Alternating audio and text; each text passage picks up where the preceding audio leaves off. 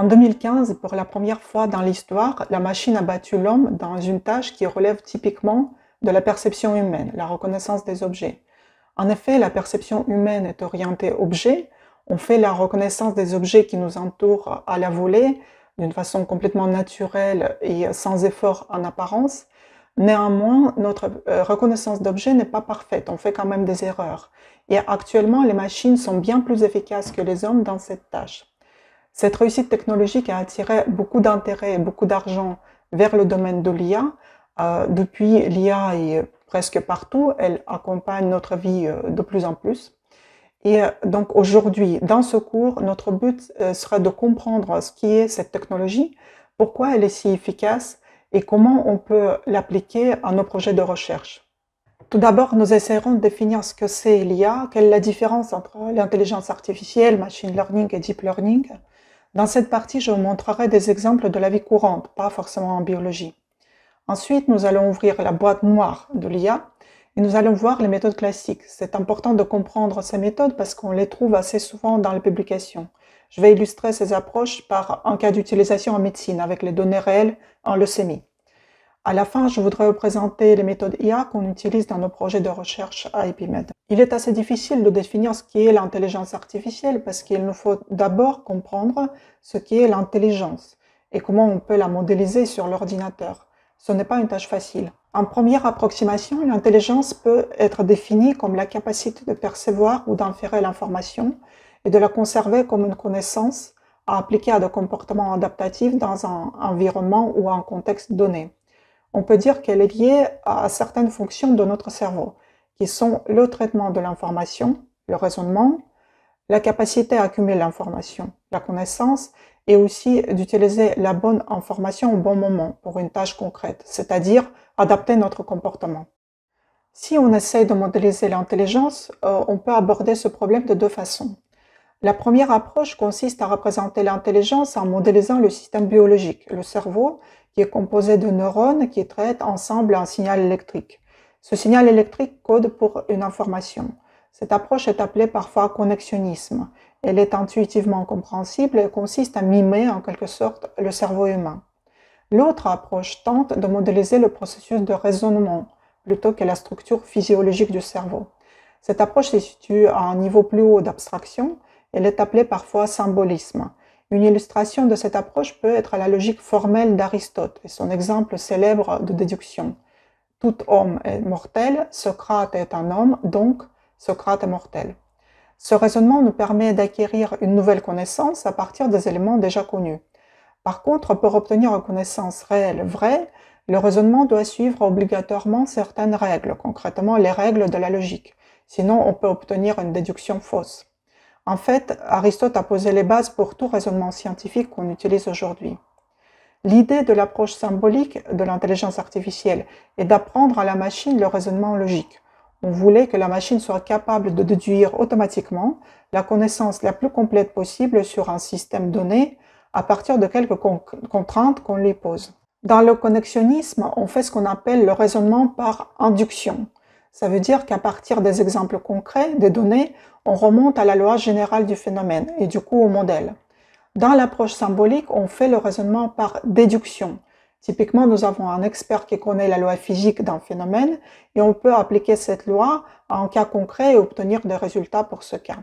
Parfois, ces approches sont aussi appelées bottom-up et top-down. Sur ce slide, vous pouvez voir le ratio de publication des deux approches dans le temps. Au début, l'intérêt de la communauté scientifique était essentiellement porté à l'approche connexionniste, notamment avec le concept d'un réseau de neurones artificiels qui est apparu très tôt, quasiment en même temps que les ordinateurs eux-mêmes. En 1957, Frank Rosenblatt a développé un modèle de perceptron, un neurone artificiel. À cette époque, un perceptron était une machine physique avec plein de câbles connectés dans tous les sens. C'est aussi à peu près à ce moment que le terme intelligence artificielle était proposé par McCarthy, une personne très connue dans le domaine. Il était par contre dans le camp opposé des Bleus de l'approche symbolique. Peu après, l'agence DARPA de l'armée américaine décide de financer le groupe de McCarthy et Minsky, qui est aussi une personne très connue du domaine, pour soutenir leurs travaux dans l'IA.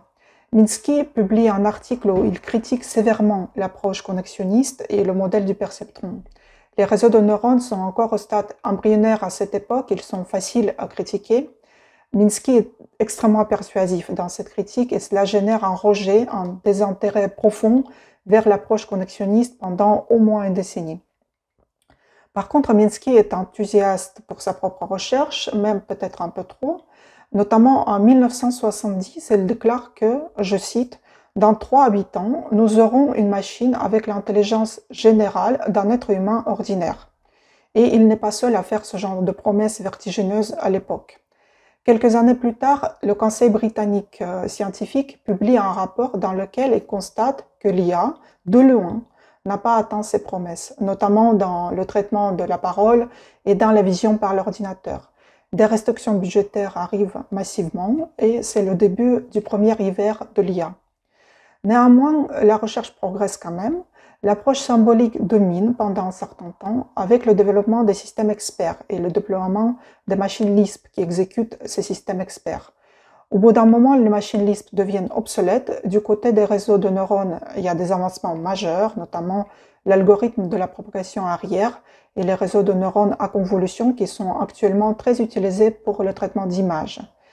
L'intérêt de la communauté scientifique bascule à nouveau vers le connexionnisme et depuis 2012, cet intérêt vers les réseaux de neurones artificiels explose littéralement. On voit que l'histoire de l'IA est marquée par des hauts et des bas, avec beaucoup d'émotions parfois. La recherche a progressé, mais il y a eu aussi des fantasmes et des promesses exagérées.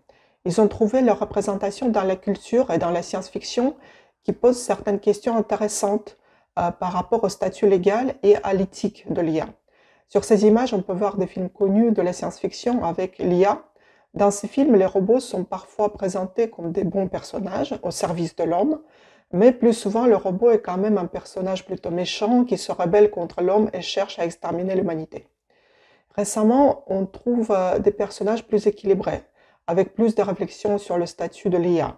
L'IA qui mérite d'être traitée comme un individu, avec les droits, les obligations, les responsabilités, comme une vraie personne.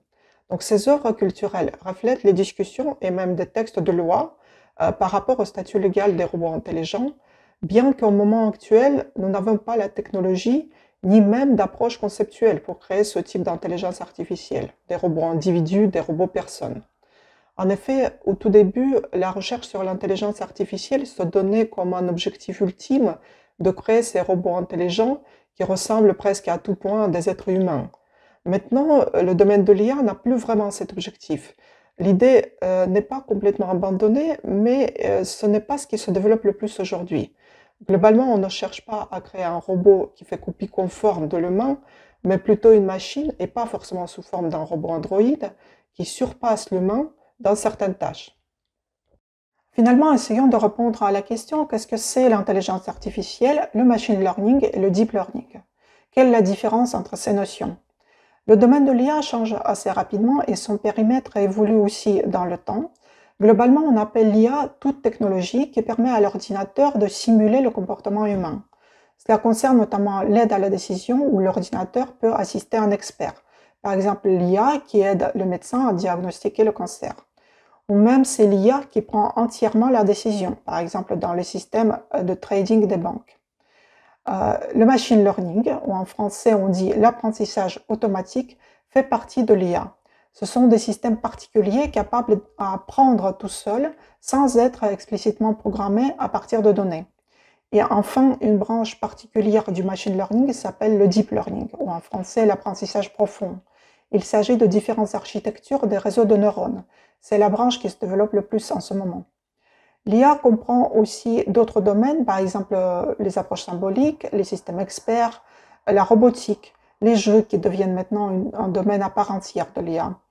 On voit que l'IA c'est très large et elle ne se réduit pas uniquement au réseau de neurones. Quels sont les domaines d'application majeurs?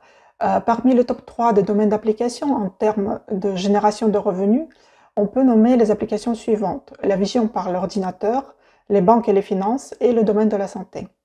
Vous avez peut-être remarqué dans les aéroports qu'on peut maintenant passer le contrôle des passeports par des guichets automatiques où l'IA reconnaît et vérifie votre identité. C'est une tâche assez difficile pour l'ordinateur de reconnaître une personne comme ça. Un autre projet très attendu de l'IA est le véhicule autonome. Ici, l'ordinateur doit savoir reconnaître les objets sur la route en temps réel et avoir un comportement adapté. Une autre technologie en pleine croissance, c'est le développement des armes autonomes. On développe des armes qui sont capables d'identifier elles-mêmes la cible et de tirer sur l'ennemi. C'est un projet sensible. Actuellement, l'utilisation de ces armes est interdite en France, mais d'autres pays les utilisent bien. Par exemple, il y a quelques années, aux États-Unis, la police américaine a utilisé ces robots contre un criminel particulièrement dangereux et armé. Il a blessé plusieurs policiers et à ce moment, la police a envoyé un robot qui a identifié, traqué et finalement tué la personne. Dans le domaine médical, l'IA est beaucoup utilisée. L'aide au diagnostic de cancer et d'autres maladies, la chirurgie assistée par l'ordinateur, optimisation des lits d'hôpitaux, des flux de patients, des applications dans les smartphones, etc. Donc la recherche pure ne fait pas partie du top 3 d'applications IA selon les critères choisis, mais elle est bien dans le top 10. Nous avons vu que le progrès de l'IA concerne beaucoup le domaine du traitement d'images et la reconnaissance des objets. Sur Internet, on peut tester un modèle IA développé par Microsoft en 2016 qui s'appelle CaptionBot. C'est un site web où on peut donner une image de notre choix pour que le système IA l'analyse. Le système nous promet de décrire n'importe quelle image comme un être humain l'aurait fait, c'est-à-dire en identifiant les objets qui se trouvent dans l'image et en décrivant le contexte de l'image. La description du contexte est une tâche assez naturelle pour un être humain. Par contre, elle est difficilement accessible pour une machine. J'ai choisi 4 images pour tester. Regardons ensemble comment le système arrive à faire la reconnaissance. Sur la première image, l'intelligence artificielle arrive très bien à reconnaître les personnes célèbres, les identifier et elle essaie également de nous décrire le contexte. Elle y arrive assez bien. C'est une situation relativement facile parce que dans le dataset d'entraînement, il y avait sûrement plein d'images de ce type. Remarquez ce qui est dit du contexte. Ici, la machine nous indique que 2 personnes posent pour une photo, ce qui est vrai, mais assez limité. Un être humain aurait tendance à en déduire plus sur le contexte. Par exemple, il aurait pu évoquer le contexte symbolique d'une rencontre entre 2 chefs d'État qui portent un message d'amitié et de collaboration entre 2 pays. Pour une machine, déduire ce type de contexte est compliqué. Déjà, ce qui est fait ici, 2 personnes qui posent pour une photo, est un bon progrès. Pour l'image du bâtiment de l'IAB, il y a eu une bonne reconnaissance de l'objet, sans trop de contexte. Sur l'image 3, l'application reconnaît bien qu'il y a des personnes assises à table, mais elle ne reconnaît pas plus de contexte que ça. Par exemple, elle n'évoque pas un séminaire scientifique ou une réunion ou quelque chose dans ce genre, ce qui serait naturel pour un être humain. Finalement, la 4e image, c'est un peu de la triche de ma part. C'est une image de cellule que l'algorithme n'a sûrement jamais vue lors de l'entraînement. Néanmoins, il se débrouille pas trop mal. Il ne reconnaît pas l'objet, il pense que c'est un feu d'artifice. Par contre, ce qui est précieux, il donne une confiance faible à cette reconnaissance. En général, les algorithmes de machine learning classent les objets dans des catégories prédéfinies qui existent dans le dataset d'apprentissage. Ici, l'algorithme est capable de reconnaître la situation où il ne connaît pas l'objet, ce qui est très appréciable. L'IA est capable non seulement de reconnaître les images, mais aussi de les générer. Je vous propose de regarder maintenant une petite vidéo de quelques secondes générée par les professeurs à MIT pour leurs étudiants en utilisant des réseaux de neurones. La vidéo générée par l'ordinateur, le son est un peu dégradé, c'est fait exprès pour éviter tout problème d'authenticité pour une vidéo publique. Notez bien la synchronisation quasi parfaite entre les mouvements de la bouche et la parole.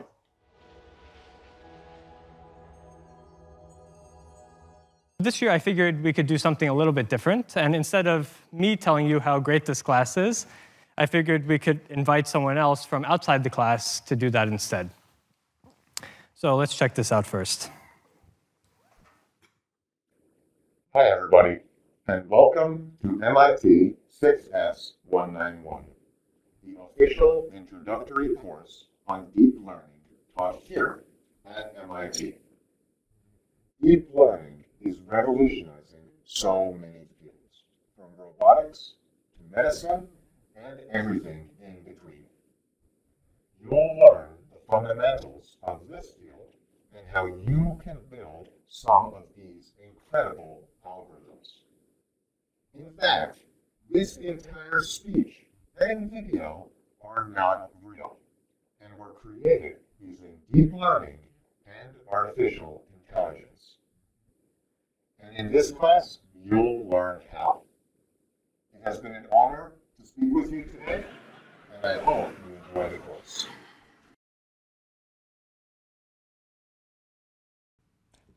Hi, everybody, and welcome to MIT 6S191.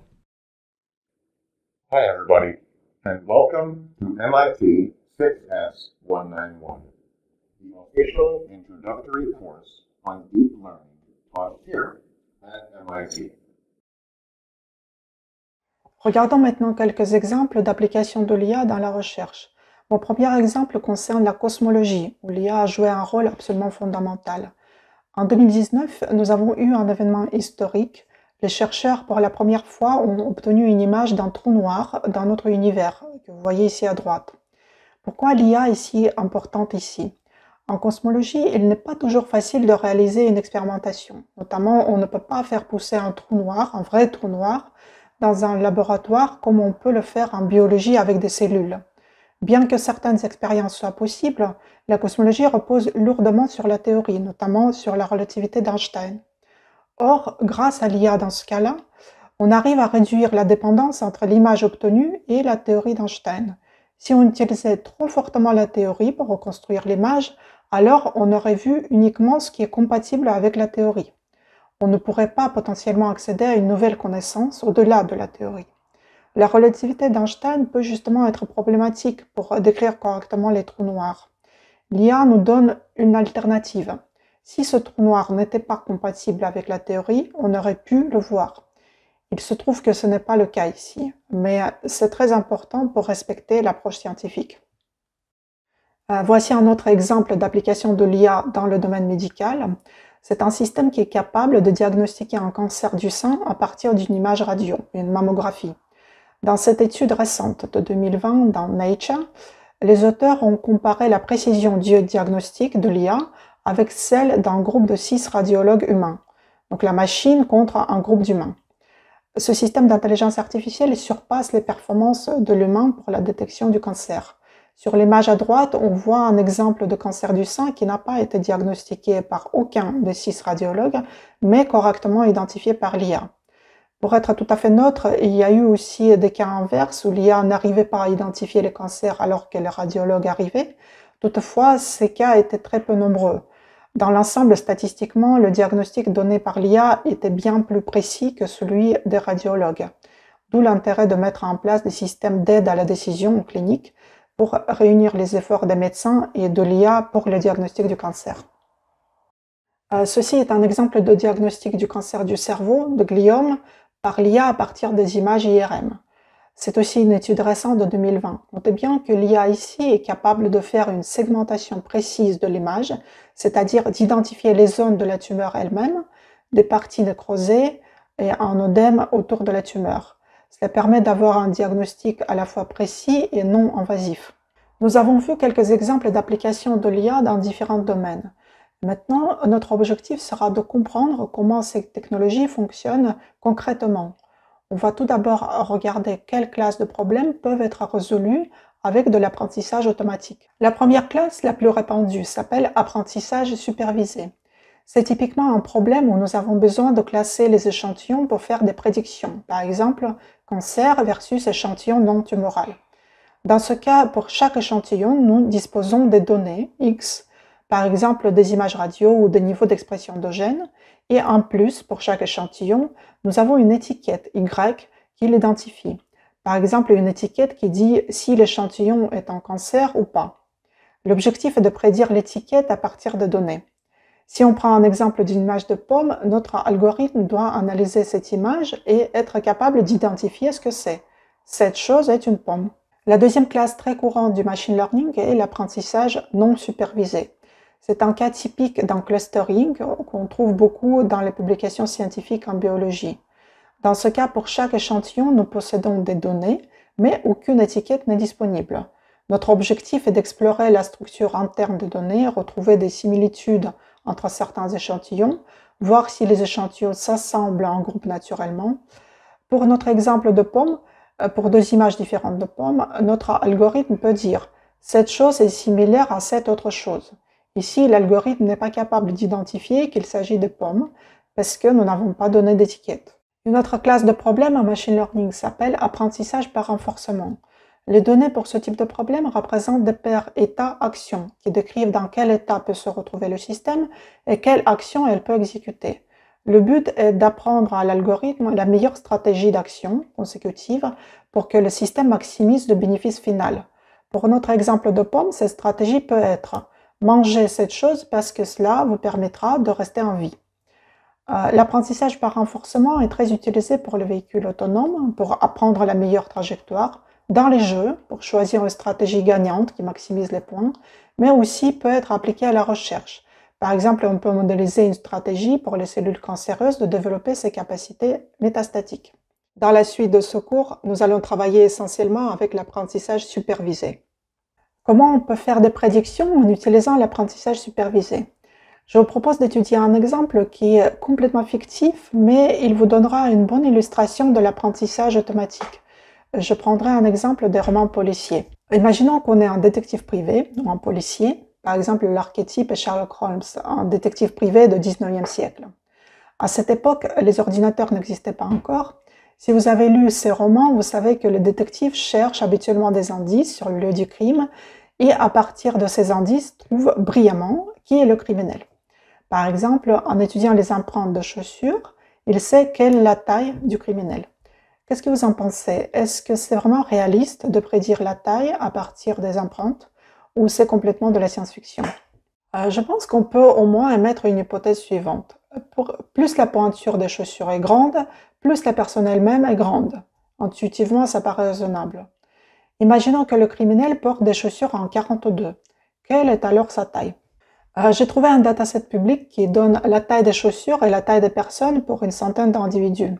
Le dataset est affiché à droite. Les points rouges sont des femmes et les points bleus sont des hommes. On voit déjà que notre hypothèse est globalement assez bien vérifiée. Quand la pointure est très grande, par exemple 50, la personne est aussi très grande, plus de 2 mètres. Comment formaliser mathématiquement cette situation? Si vous avez suivi le cours sur les modèles linéaires avec Florent, vous savez maintenant très bien faire. Il suffit d'approximer les points par une ligne droite. Cette méthode s'appelle la régression linéaire. Quand on pose une droite, on apprend à notre algorithme la loi générale de cette relation, pointure, taille de la personne. Il est ensuite capable d'appliquer cette loi générale dans différentes situations. Par exemple, notre suspect chausse en 42. On regarde quel point sur la ligne droite correspond à la pointure 42 et on peut facilement en déduire la taille de la personne, prédite par l'algorithme, qui est 178 cm dans ce cas. Maintenant qu'on possède ce modèle, on peut l'appliquer pour trouver la taille de tous les criminels. Mais ce n'est pas tout. Il y a aussi autre chose qu'on peut savoir sur le suspect. Est-ce que vous voyez quoi? N'hésitez pas à mettre cette vidéo en pause et réfléchir quelques secondes. Et oui, dans notre dataset, nous avons également l'information sur le genre des personnes, homme ou femme. On peut alors entraîner un algorithme pour estimer si le suspect est un homme ou une femme. Cette fois, nous pouvons considérer une hypothèse suivante. Les hommes portent des chaussures de taille plus grande que les femmes, en général. Présentons les données un peu différemment. Les points bleus correspondent aux hommes et les points rouges aux femmes. Mettons ces données sur le graphe. L'axe X correspond à la taille des chaussures, la pointure. L'axe Y est la probabilité que le porteur de ces chaussures soit un homme. Bien entendu, tous les points bleus vont avoir la probabilité d'être un homme égale à 1, puisqu'on sait qu'il s'agit des hommes. En revanche, les points rouges vont tous correspondre à la probabilité 0, puisque ces points correspondent aux femmes. On voit bien que si la pointure est petite, par exemple 36, il y a de grandes chances qu'il s'agit d'une femme. Dans notre dataset, aucun homme ne porte aussi petite taille de chaussures. De la même façon, si la pointure est grande, par exemple 50, il y a des chances que ce soit un homme. Mais qu'y a-t-il de la pointure 40 ou 41? On ne peut pas facilement trancher. Il y a des hommes et des femmes qui portent cette pointure.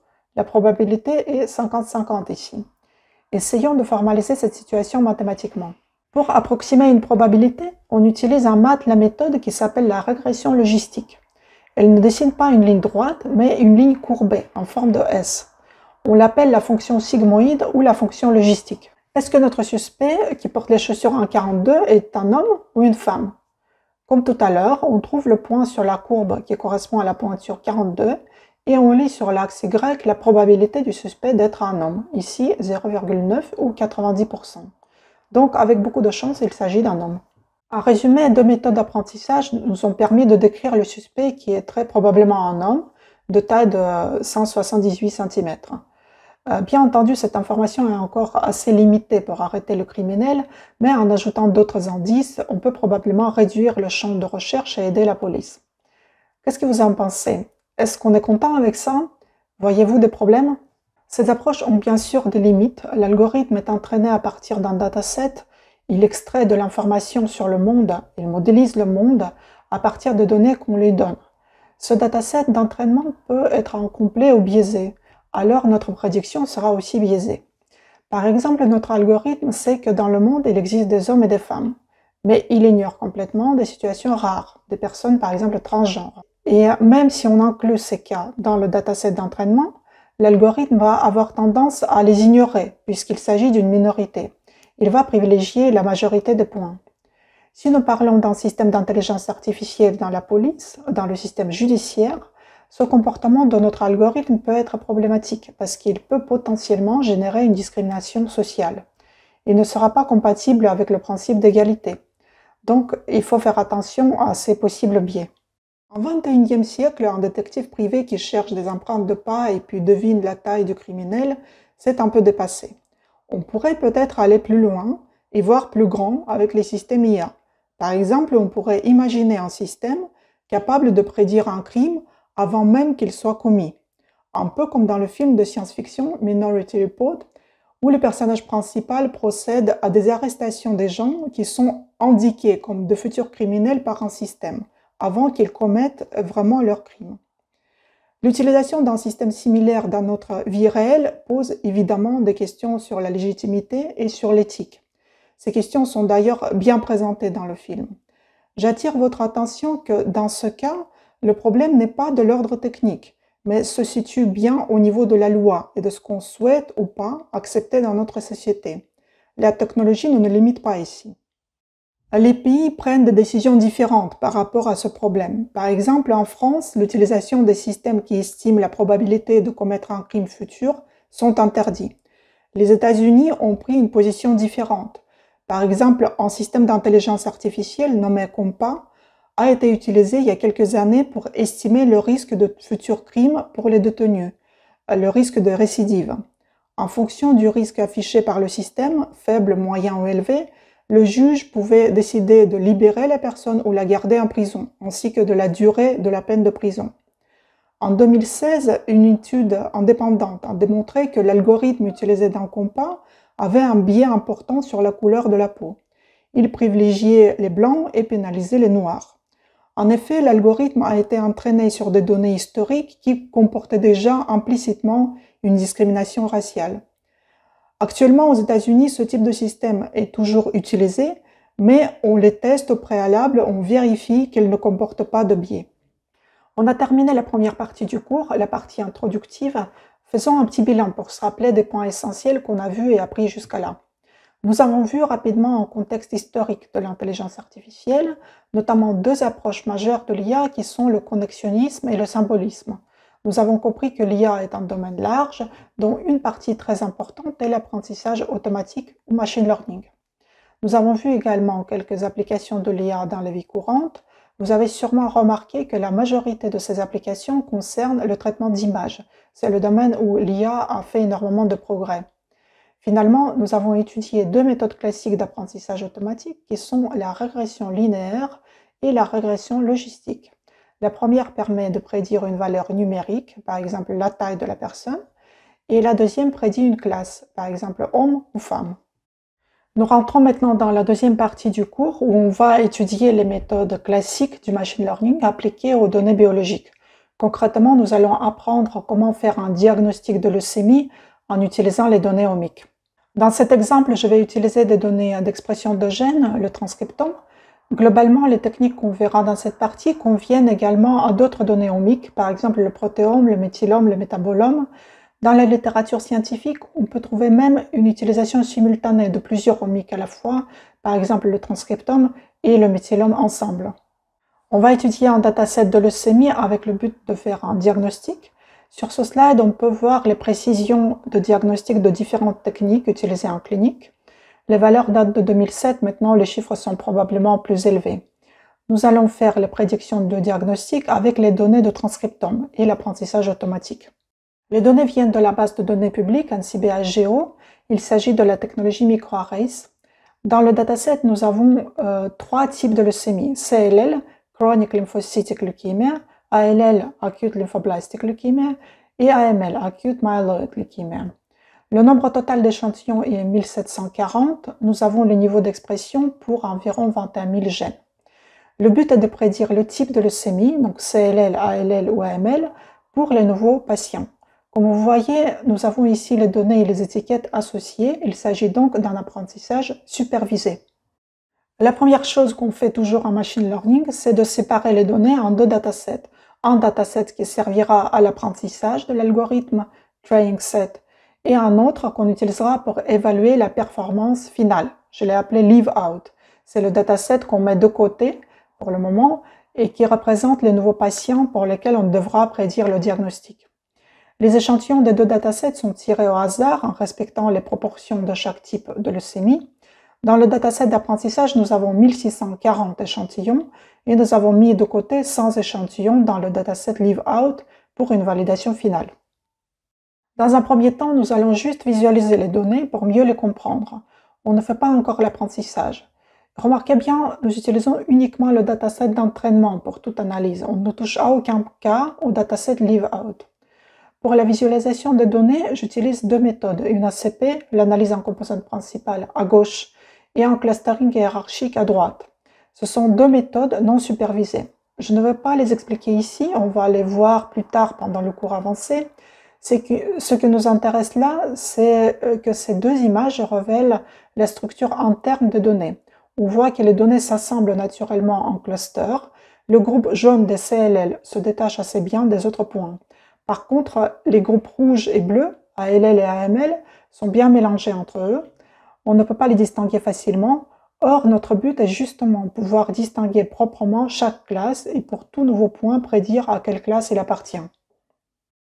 L'apprentissage automatique peut présenter certains problèmes, certains challenges, et je voudrais vous en présenter deux. Ces problèmes sont habituellement particulièrement visibles quand on travaille avec les données omiques. On va commencer par le premier problème de robustesse et généralisation. En quoi consiste ce problème?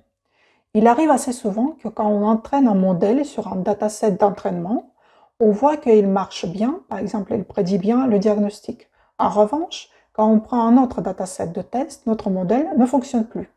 On dit dans ce cas que le modèle n'est pas robuste, on ne peut pas le généraliser d'un dataset à l'autre. Le résultat n'est pas reproductible. Or, la raison d'être de l'apprentissage automatique est justement extraire des données une connaissance qui serait reproductible d'un dataset à l'autre. Il nous faut donc entraîner des modèles robustes. Comment le faire? On peut se trouver dans trois types de situations qui sont schématisées par trois graphiques sur le slide. Le graphique à gauche montre la situation de sous-apprentissage, ou underfit en anglais. Dans cet exemple, les points représentent les données et la ligne droite représente le modèle. On voit bien que le modèle linéaire n'explique pas correctement les données parce que le phénomène étudié n'est pas linéaire. Donc le modèle est trop simple. Dans ce cas, on risque de ne pas obtenir de bons résultats. Le modèle est en sous-apprentissage. La situation opposée est montrée sur la dernière graphique. Le modèle ici est au contraire trop complexe. On voit que le modèle ajuste de très près tous les points, mais il prend aussi en compte la variabilité due au bruit. Le modèle a tendance de mémoriser les points exacts du dataset au lieu d'apprendre le phénomène. On dit que le modèle est en surapprentissage ou overfit en anglais. Dans ce cas, le modèle fonctionnera très bien pour le dataset d'entraînement, mais il ne fonctionnera pas dans un autre dataset de test parce qu'un bruit particulier est pris en compte. On n'est pas intéressé par ce type de modèle. Enfin, la meilleure solution est montrée sur la figure centrale. Le modèle est suffisamment complexe pour reproduire le phénomène étudié, mais en même temps, il est suffisamment simple pour ne pas prendre en compte le bruit. Il ne mémorise pas les points particuliers. Ce modèle va fonctionner bien pour le dataset d'entraînement et aussi pour le dataset de test. C'est ce type de modèle intermédiaire qui nous intéresse. On voudrait éviter les situations extrêmes de sous-apprentissage et de surapprentissage. Comment savoir si notre modèle se trouve dans la première, la deuxième ou la troisième situation? Pour répondre à cette question, nous pouvons mesurer la précision obtenue par le modèle dans le dataset d'entraînement et dans le dataset de test. La précision correspond au pourcentage d'échantillons que le modèle a prédit correctement. Si la précision est relativement faible dans les deux datasets, il y a des chances que le modèle soit en sous-apprentissage. Il n'arrive pas à apprendre correctement le phénomène. Dans le cas d'un surapprentissage, on va obtenir une très bonne précision pour le dataset d'entraînement. Par contre, pour le dataset de test, la précision sera faible. Effectivement, le modèle n'a pas appris, il a mémorisé les données. Du coup, il ne marchera pas sur le dataset de test. On souhaite finalement que les précisions qu'on mesure dans le dataset d'apprentissage et dans le dataset de test soient similaires. La précision ne sera peut-être pas parfaite, mais suffisante pour que le modèle représente un intérêt dans notre cas d'étude. En machine learning, pour mesurer la précision, on fait habituellement recours à des cross-validations. Dans notre approche, on travaille sur le dataset d'entraînement en laissant de côté le dataset final de validation. On ne peut pas utiliser ce dernier pour calibrer le modèle. Il nous faut donc trouver un autre moyen de tester le modèle avant la validation finale. Pour cela, on utilise une cross-validation dans laquelle le dataset d'entraînement est divisé en plusieurs blocs. Ici, nous avons un exemple de 3 blocs. On prend 2 blocs pour entraîner le modèle et un bloc pour tester. Ensuite, on fait une permutation des blocs et on refait l'entraînement et le test au total 3 fois. Pour chaque itération, on estime la précision sur le dataset d'entraînement de 2 tiers et aussi sur le dataset de test d'1 tiers. On peut potentiellement obtenir des valeurs différentes. Par exemple, sur le slide, on imagine qu'on a obtenu la précision de 70% pour le dataset de test dans la première itération, de 80% dans la deuxième et de 90% dans la troisième.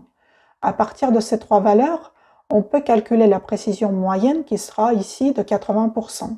Cette précision moyenne nous donnera une bonne approximation de ce qu'on peut obtenir comme précision dans le dataset final leave-out.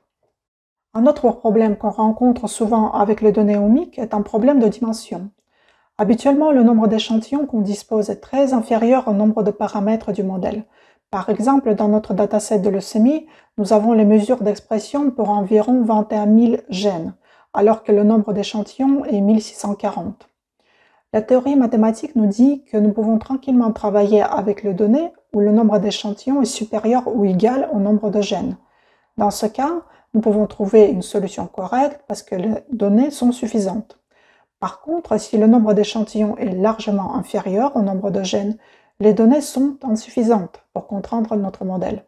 Dans ce cas, il peut exister une infinité de solutions. Ces solutions peuvent être des artefacts et en plus, nous sommes exposés à un surapprentissage potentiel. Or, pour les données omiques, nous nous retrouvons toujours dans ce cas de figure. Il existe plusieurs approches pour contrer ce problème. Je ne détaillerai pas ici toutes les possibilités parce que cela mérite un cours à part entière. C'est un problème important et assez compliqué. Pour aujourd'hui, je vous propose une approche simple qui consiste à réduire le nombre de paramètres, puisqu'il y en a trop. Cela revient à choisir certains gènes qu'on inclut dans l'analyse et à abandonner tous les autres gènes. La question qui se pose est quels gènes on sélectionne? Une des possibilités consiste à sélectionner les gènes qui ont la plus grande variance à travers tous les échantillons. On peut raisonnablement supposer que si le niveau d'expression pour un gène ne varie pas d'un échantillon à l'autre, ce gène ne sera pas un bon prédicteur pour le type de leucémie. À ce moment, on peut sélectionner uniquement les gènes qui ont une variabilité importante. Combien de gènes il faut sélectionner? D'après la théorie, le grand maximum, c'est le nombre d'échantillons qu'on dispose. Empiriquement, on considère souvent que le nombre optimal de paramètres est égal à un tiers de l'effectif, par analogie avec des triplicats. Dans notre cas, ce sera 546. On va sélectionner alors 546 gènes avec la plus grande variance. Je mets quand même une réserve que c'est une approche simple qui convient pour une illustration du cours.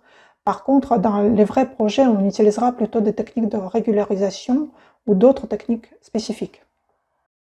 La sélection de gènes nous permet déjà de mieux séparer les groupes. On voit notamment sur l'image de droite que le groupe jaune de CLL est encore mieux séparé du reste et que les groupes bleus et rouges sont un peu moins mélangés. En sélectionnant les gènes, nous avons réduit le bruit. C'est encore plus visible sur les images de clustering. On voit que les groupes commencent à se séparer assez naturellement. Pour résumer, sur ce slide, on voit un pipeline classique de préparation de données pour un apprentissage en machine learning. Au début, on identifie le dataset d'entraînement. Ensuite, dans le dataset d'entraînement, on sépare les données en blocs pour réaliser une cross-validation. En troisième étape, on peut faire une réduction de variables sur le dataset d'entraînement uniquement. La dernière étape consiste à normaliser les données. C'est une étape technique nécessaire pour la majorité des algorithmes de machine learning pour améliorer la convergence. Toutes ces étapes sont de bonnes pratiques en machine learning. Elles sont conseillées pour tout apprentissage. Pour les réseaux de neurones en particulier, ces étapes sont très importantes, sinon le résultat peut être décevant. Nous avons vu le pipeline de traitement de données. Maintenant, il est temps d'entraîner quelques algorithmes sur nos données de leucémie. Le premier classificateur qu'on va utiliser est la régression logistique que nous avons déjà vue dans la première partie du cours. Seulement, au lieu de prédire les hommes et les femmes, on va prédire le type de leucémie. La régression logistique classique s'applique à deux classes. Or, ici, nous en avons trois, CLL, ALL et AML. Pour les problèmes multiclasses, on utilise une variante de la méthode qui exécute la régression logistique classique plusieurs fois. D'abord, on teste la classe CLL versus le reste, puis la classe ALL versus le reste, et enfin la classe AML versus le reste. À chaque fois, on calcule la probabilité d'être CLL, ALL ou AML. La probabilité la plus élevée obtenue nous indique la classe de l'échantillon. Ceci est un exemple de code en Python pour réaliser une régression logistique. Python est très utilisé pour l'apprentissage, notamment grâce à son framework scikit-learn, qui est dédié entièrement au machine learning, et à d'autres frameworks très connus comme Keras, qui sont dédiés au réseau de neurones profonds. Il est bien entendu possible d'utiliser d'autres langages, par exemple R ou Java. Python reste cependant une référence dans ce domaine. En Python, il faut 4 lignes de code pour entraîner une régression logistique. Tout d'abord, on crée un classificateur, la régression logistique, avec quelques options. Ensuite, on réalise un apprentissage avec la méthode fit sur le dataset d'entraînement normalisé, xTrainScaled. Une fois l'algorithme est entraîné, on peut prédire le type de leucémie sur de nouveaux échantillons dans le dataset de test. Et enfin, la dernière ligne du code permet de calculer la métrique, c'est-à-dire la précision de cette prédiction, en comparant les étiquettes prédites avec la réalité. Regardons maintenant le résultat de la prédiction. Je vous rappelle que nous avons fait une cross-validation et donc nous avons entraîné et testé l'algorithme 3 fois, une fois pour chaque itération. Nous avons obtenu 3 valeurs de précision pour le dataset d'entraînement, en rouge, et 3 valeurs pour le dataset de test, en bleu. Pour le dataset d'entraînement, nous avons obtenu à chaque fois la précision idéale à 100%. Pour les tests, nous avons obtenu la précision moyenne de 98,6%. À la fin, nous avons réentraîné le modèle sur le dataset d'entraînement total de 1640 échantillons et nous l'avons appliqué au dataset leave-out. Dans ce dernier, il y a 100 échantillons et nous avons obtenu 98% de précision. Cela signifie que nous avons prédit correctement le type de leucémie pour tous les échantillons, sauf 2. Regardons sur quels échantillons nous nous sommes trompés. On évalue le résultat de la prédiction en utilisant le dataset leave-out. C'est le dataset qu'on a mis de côté et qui représente les nouveaux patients. L'algorithme n'a pas vu ces échantillons lors de l'apprentissage. On voit sur la figure tous les échantillons de ce dataset leave-out. La couleur montre le type de leucémie, les CLL en jaune, les ALL en bleu et les AML en rouge. Parmi les 100 échantillons du dataset, notre algorithme a prédit correctement 98. Il s'est trompé sur 2 échantillons marqués par des croix. Un des échantillons est en réalité de type ALL alors qu'il a été prédit comme AML. Pour l'autre, c'est l'inverse. Il est AML en réalité, mais prédit comme ALL. Ces 2 points sont proches de la frontière entre les ALL et les AML. Les CLL en jaune ont été tous prédits correctement. Essayons maintenant une autre méthode d'apprentissage qui s'appelle la machine à vecteur de support, ou SVM. Cette méthode est relativement récente, elle est une des préférées des data scientists dans le machine learning classique. On peut trouver assez souvent cette méthode utilisée dans les articles. La méthode SVM, dans sa version linéaire, vise à tracer une frontière en ligne droite entre 2 ou plusieurs classes d'échantillons. Elle le fait de sorte à maximiser la distance entre la frontière et les points les plus proches de chaque côté. Ces points s'appellent vecteurs de support, d'où le nom de la méthode. Les maths nous disent que cette frontière existe et qu'elle est unique. Une fois qu'on l'a placée, pour un nouvel échantillon, il suffit de regarder de quel côté de la frontière il se trouve pour le classer dans un groupe ou dans un autre. Dans cet exemple, le nouvel échantillon marqué en étoile jaune se trouve à droite de la frontière, du côté des échantillons AML. Il sera alors classé en AML. La méthode SVM est particulièrement intéressante parce qu'elle possède des variantes non linéaires. Si le phénomène qu'on étudie n'est pas linéaire, alors les modèles non linéaires nous conviendraient mieux. Le principe reste le même. On cherche à tracer une frontière entre les groupes d'échantillons, mais en version non linéaire, la frontière n'est plus une ligne droite, elle peut avoir une autre forme courbée. La forme de la ligne est déterminée par le noyau de la méthode SVM.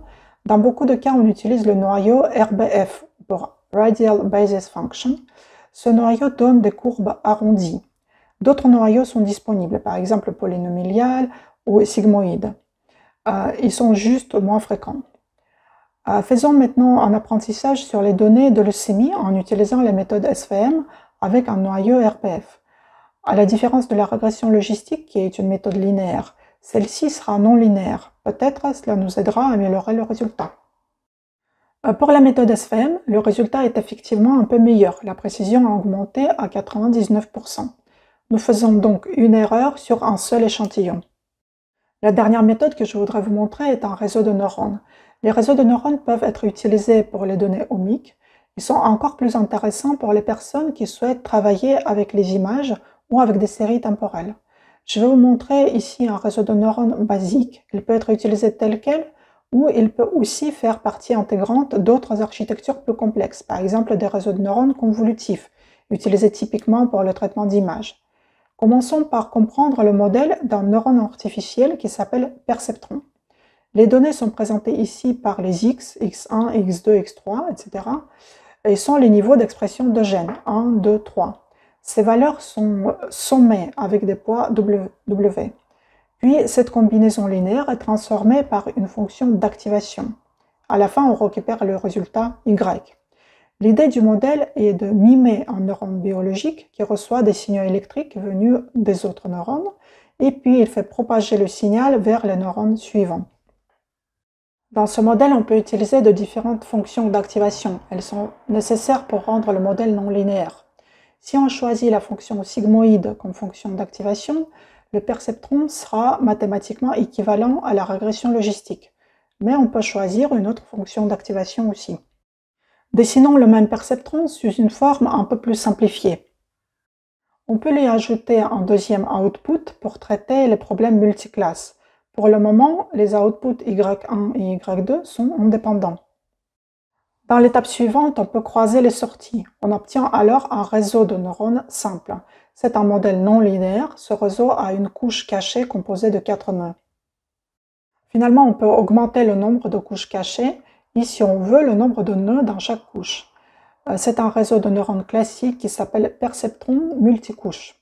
Dans ce modèle, tous les nœuds sont connectés avec tous les autres nœuds voisins. Pour coder un perceptron multicouche en Python, ce n'est pas plus compliqué que pour la régression logistique. En fait, on peut réutiliser le même code juste en changeant une seule ligne où on définit le classificateur. On dit que cette fois, on veut utiliser un réseau de neurones. Toutes les autres lignes restent identiques. C'est un avantage d'utiliser un framework qui simplifie grandement l'écriture du code. Finalement, quel résultat on obtient pour notre dataset de leucémie avec un réseau de neurones? Le résultat est très similaire à la méthode SVM. On obtient la précision à 99% et on se trompe sur un point, exactement le même qu'avec la méthode SVM. Néanmoins, il y a quand même une petite différence. Vous voyez, le réseau de neurones donne les taux de précision très proches dans le dataset d'entraînement, 99,3%, et dans le dataset de test, 98,5%. Or, la méthode SVM donnait un écart plus grand entre ces deux valeurs. Cela signifie que le réseau de neurones est légèrement plus robuste. Faisons un bilan intermédiaire. Dans cette partie consacrée au modèle classique de l'apprentissage automatique, nous avons vu que quand on entraîne un modèle, il faut éviter les situations de sous-apprentissage et de sur-apprentissage. Pour s'en assurer, la bonne pratique en machine learning est de faire des cross-validations. Nous pouvons également avoir des problèmes à cause d'un nombre très élevé de paramètres par rapport à l'effectif disponible. C'est une situation typique pour les données omiques. Dans ce cas, on peut appliquer des techniques de régularisation ou réduire le nombre de variables. Enfin, nous avons étudié et comparé 3 modèles d'apprentissage classiques qui sont la régression logistique, le modèle SVM et le perceptron multicouche, qui est la base pour la majorité d'architectures de réseaux de neurones. Maintenant, nous arrivons à la dernière partie de ce cours. Je voudrais vous montrer dans cette partie un exemple d'application de l'intelligence artificielle dans nos projets de recherche à IPMED. Dans plusieurs projets à IPMED, nous sommes amenés à analyser les données omiques pour différents types de cancers. Dans cet exemple, concrètement, nous parlerons du cancer du poumon. Nous sommes souvent intéressés à identifier les groupes de patients avec un mauvais pronostic de survie pour étudier, par exemple, les profils moléculaires des formes de cancer particulièrement agressives ou pour identifier des biomarqueurs. Pour réaliser cette tâche, il est nécessaire de développer des méthodes pour prédire la survie des patients. Comme vous savez maintenant, en intelligence artificielle, il y a deux courants majeurs, le connexionnisme, qui a donné le domaine d'apprentissage automatique, et le symbolisme, qui a donné des systèmes experts. Les systèmes experts ne peuvent pas apprendre des données. Ils utilisent une connaissance d'un expert pour l'appliquer à différentes situations. Il s'agit d'un calcul direct. À IPMED, nous avons développé deux approches. Une correspond à un système expert, où on utilise une connaissance biologique pour prédire la survie. Une autre utilise des réseaux de neurones, un apprentissage automatique, et extrait la connaissance directement à partir de données. Je vous présenterai comment fonctionnent les deux approches sur le même dataset d'un cancer du poumon, et on verra les résultats de prédiction de deux méthodes et on discutera leurs avantages et leurs inconvénients. Commençons par la méthode qui utilise un système expert. Il est basé sur une connaissance biologique. Dans notre cas, les travaux menés à IPMED depuis une dizaine d'années ont montré que les gènes du système reproductif, par exemple le testis, placenta, qui sont normalement silencieux dans les tissus somatiques adultes, peuvent s'activer d'une façon aberrante, ectopique, dans les cancers. Cette activation aberrante concerne tous les cancers, comme on peut voir sur les figures à droite. Ces figures viennent du papier de Sophie Rousseau, publié en 2013. L'activation aberrante d'une portion de ces gènes spécifiques de tissu peut impacter la survie des patients. Notamment si la tumeur du patient active certaines de ces gènes, son pronostic en termes de survie sera plutôt défavorable. Par conséquent, ces gènes spécifiques, testis et placenta, représentent une source de biomarqueurs potentiels et permettent de prédire la survie des patients. Ici, on peut voir dans la figure gauche un exemple de l'ARN non codant qui est essentiellement exprimé dans testis et placenta, mais n'est pas exprimé dans d'autres tissus somatiques adultes normaux. Maintenant, si on regarde ces niveaux d'expression dans le cancer du poumon, sur la figure droite, on peut remarquer que pour beaucoup de patients présentés en point rouge, la tumeur active de la façon aberrante cet ARN. Or, dans les tissus normaux du poumon, il n'est jamais exprimé. Sur les courbes de survie à côté, on voit que les patients pour lesquels la tumeur active cet ARN, présenté en rouge, ont un pronostic moins favorable que les patients qui n'activent pas cet ARN en bleu. Notre approche consiste à rechercher systématiquement ce type de gènes ou d'ARN non codants. On sélectionne quelques-uns qui sont statistiquement les plus impactants et on les combine pour faire un outil de prédiction. Par exemple, ici nous avons identifié 3 gènes qui permettent de stratifier les patients en fonction du nombre de gènes que la tumeur active de la façon aberrante. Notamment, la courbe bleue montre les patients dont la tumeur active 0 ou 1 gène. La courbe noire correspond aux patients dont la tumeur active 2 ou 3 gènes. On voit bien que le deuxième groupe a un pronostic de survie moins favorable. Ce résultat est obtenu dans un dataset d'entraînement dans lequel nous avons identifié les 3 gènes. Ensuite, nous allons directement regarder le statut d'activation de ces 3 gènes dans un dataset de test. On voit que ces gènes fonctionnent également dans la cohorte de test, donc l'outil est bien validé. Nous travaillons depuis longtemps sur cette approche. Elle a été validée dans plusieurs cancers solides et en lymphome et en leucémie. Les biomarqueurs candidats ont été validés également dans des cohortes indépendantes par des techniques de RT-qPCR ou en immunohistochimie. Cela permet de créer un outil simple de pronostic qui pourrait être utilisé en routine, en clinique, pour aider les médecins à choisir des stratégies thérapeutiques adaptées à chaque patient. Maintenant, on peut aborder le même problème, à savoir la prédiction de survie, par l'apprentissage automatique. Dans ce cas, nous n'avons pas besoin d'intégrer explicitement la connaissance biologique dans le calcul. La méthode doit construire le modèle à partir de données automatiquement et ensuite utiliser ce modèle pour faire des prédictions. Ici, nous avons déployé un réseau de neurones, comme on a vu dans le cours. Ce réseau a 4 couches cachées de 100 nœuds. Il a été entraîné sur les données de survie de patients à 24 mois. Il prédit le pronostic pour de nouveaux patients, favorables ou défavorables. Comme le système expert, le réseau de neurones prédit bien le pronostic des patients dans le dataset de test.